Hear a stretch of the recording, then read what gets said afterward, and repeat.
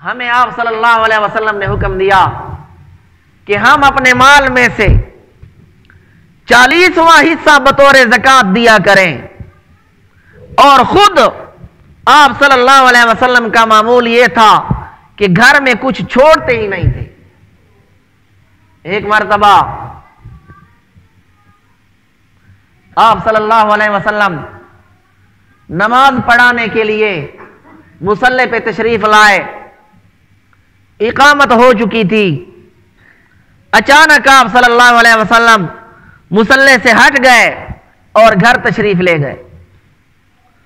تھوڑی دیر کے بعد تشریف لائے، صحابہ کو نماز پڑھائی۔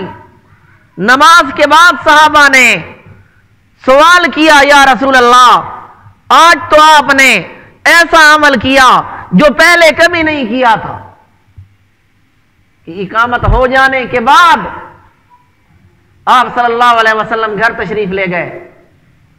تو آپ صلی اللہ علیہ وسلم نے فرمایا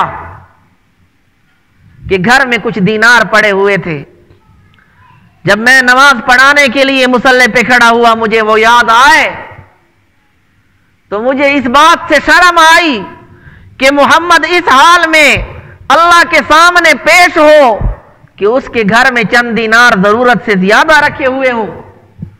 تو سب سے پہلے میں نے گھر جا کر ان کو ٹھکانے لگایا، بعد میں آ کر میں نے تمہیں نماز پڑھائی۔ یہ آپ صلی اللہ علیہ وسلم کی حالت۔